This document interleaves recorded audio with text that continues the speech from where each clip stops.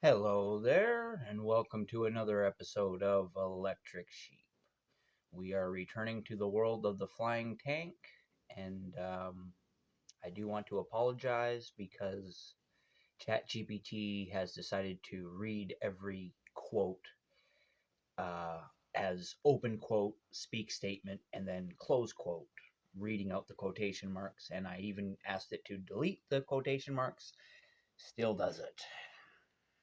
Yeah, they upgrade they supposedly update the memory and all this other shit on ChatGPT, but the same problems that I've had like a year ago or longer, I'm still having, and that's frustrating. I think they're less frequent, but it's still annoying. Also, I think this story starts with a glitch. Blah blah blah says random sounds before the beginning of the title as well. So again, I guess I didn't say it yet. But just so it's clear, the title is 1 hour 43 minutes. Let's get going. Hatashta, 1 hour 43 minutes. It happened all around the world. Heroes and villains poured into the streets at once. Telepaths sat before glowing maps, minds stretched across continents, directing others toward danger.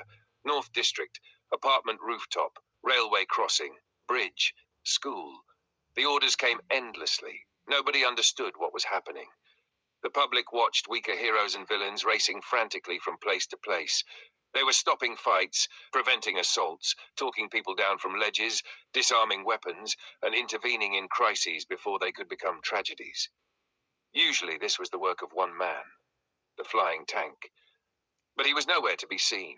Rumors spread instantly. Had he disappeared? Was he injured? Was the indestructible man finally sick?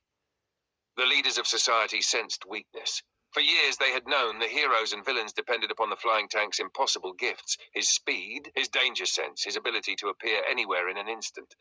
Now he was absent.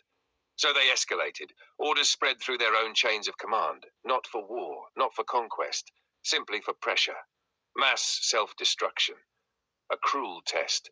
A way to break the people who protected the world. But still the heroes and villains succeeded. Telekinetics ripped weapons from hands, empaths calmed panic, villains broke into locked buildings to reach people in danger. Heroes carried the injured to safety.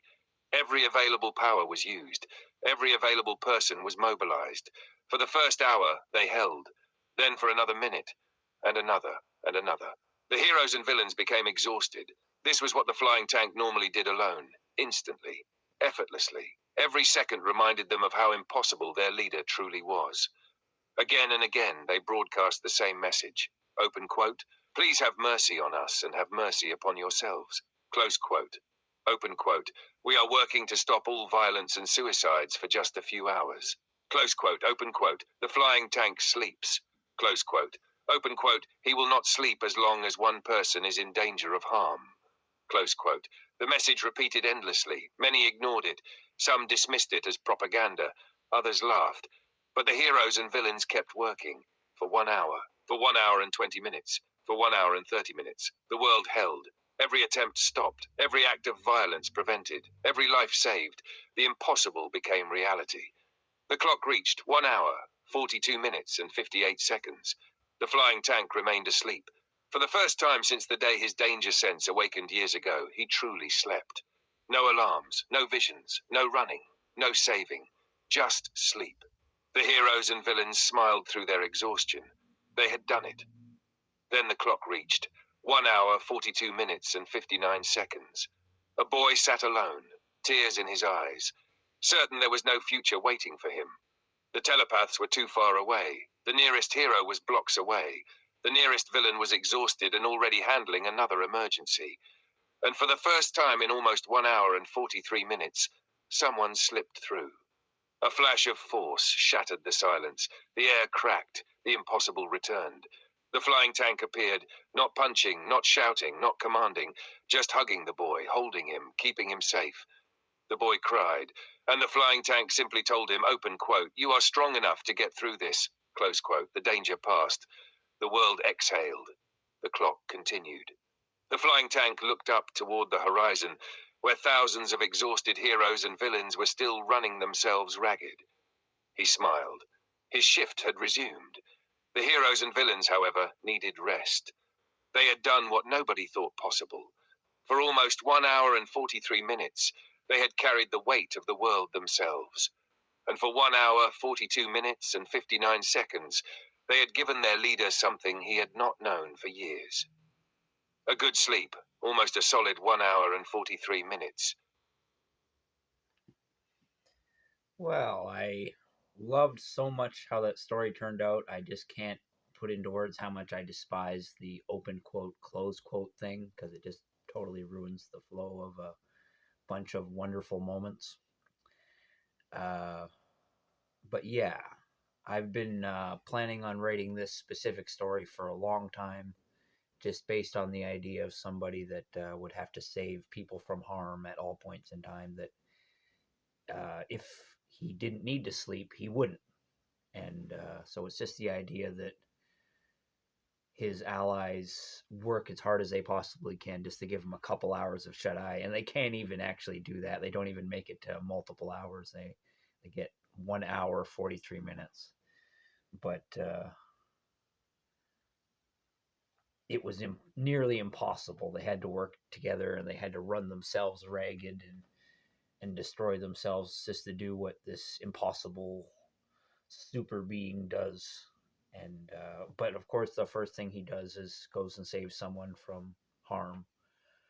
Uh, I usually do mention how people are going to harm themselves in stories because I don't like to censor things, but I didn't think it was necessary in this case. It could have been anything, but all that really mattered is he had to be there to hug somebody.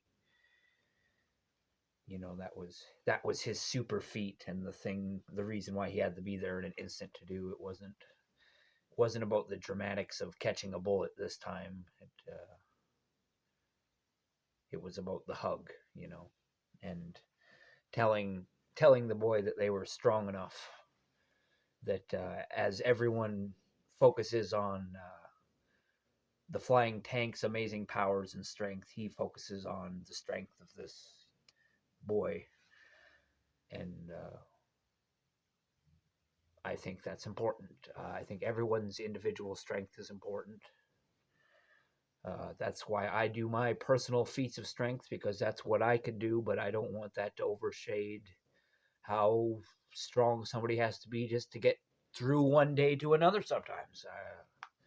Life is hard. It's incredibly hard. I mean, that's kind of why I invented the character of the flying tank was just somebody who had the ability to do what I want to do. And the idea of a Superman character that holds back because of like political ties and borders and stuff like that, I hate that. This is a Superman that doesn't hold back at all, and he goes all borders all the time, and he saves everybody. He does what I can't do. But then I think about it to the extreme, and it's like, yeah, you wouldn't be able to sleep because every moment you slept, somebody somewhere would be hurting themselves. So it's the idea that if regular people or even semi-regular people with just lesser superpowers tried to take up the same task, that it's impossible, and they have to border on stepping on people's rights and stuff because people want the freedom to hold the gun, but then it's like, do we want to give someone the freedom to point it towards themselves with their finger on the trigger? And it's like, where do you draw the line if you have the power to stop people? When are you taking away people's freedoms? And I didn't get into those details, but I think that's important to emphasize, even just in this little conversation after the fact, that the flying tank saves people at the moment that they would have done something stupid. He doesn't stop somebody's freedom. He doesn't stop people from doing extreme sports, but he will save you if you fuck it up. But he has to be there in an instant, and so he can't afford to be sleeping most of the time. Like the idea that he got an hour and 43 minutes means that everybody had to work very, very hard just to keep the house of cards balancing for that amount of time. And yeah, they didn't even make it to 1 hour 43 minutes. They're 1 second short, and that's an important detail because 1 second is everything. Especially if you consider somebody with the speed and powers of the flying tank. That's why I want to emphasize that he almost doesn't fly from one place to another. He's so fast that he basically just shows up. Like he's just boom, he's there. It's like The universe doesn't even register what just happened. He doesn't actually full on teleport. He just moves with such force that the idea of motion kind of does become teleportation. I like vagueness sometimes, but he does move. He moves so fast that he leaves like a vacuum and creates a sonic boom. Because if something left a space of air that quickly, that's what would happen. That's just nerd stuff.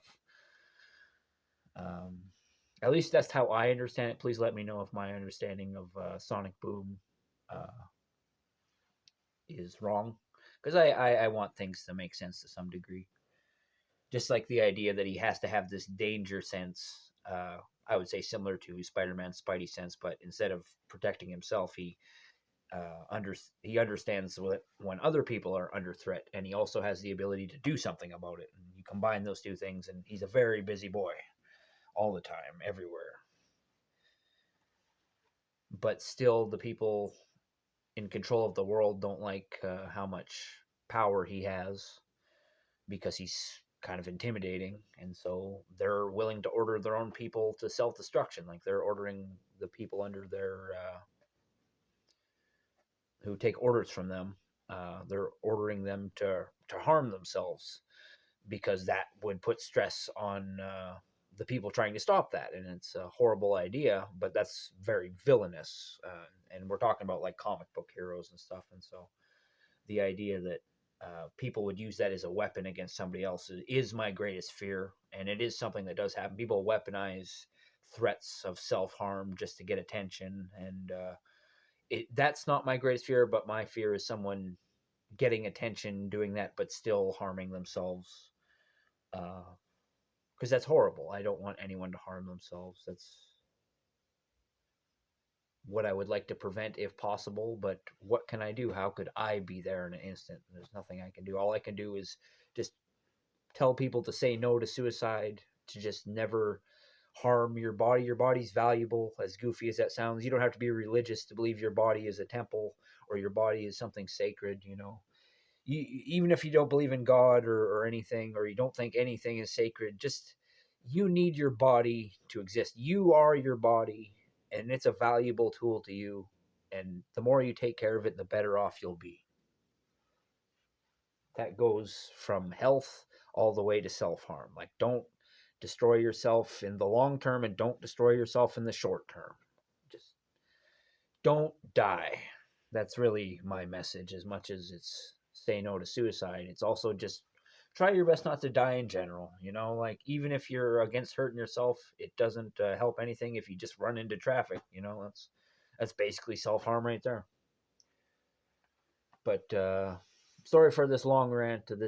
These are normally a little bit shorter, being my electric sheep episodes. But this is the flying tank episode, and flying tank is specifically about suicide prevention.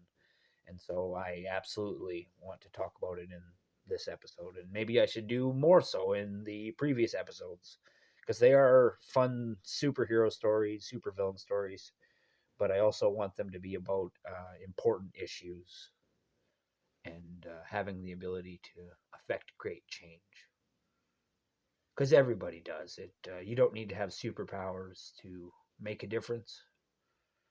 Um, yeah, and you don't need superpowers to matter either. I hope that's never the idea that comes from the story. Is that we need this super being to exist? It would be nice if he did, but the idea that if you're not Superman, you're not shit is not true. You know, like um, it would be great if we could achieve great heights like flying and super strength, but appreciate the things that you can do and the things you've practiced at and the things that you might not think about all the time. Like just walking, you had to learn how to walk, you know, and don't ever stop learning how to walk and think about how you walk and how it affects your feet and your legs. And you can always do better in all the things you do, all the way down to walking and all the way down to achieving great things. And I think you can do great things.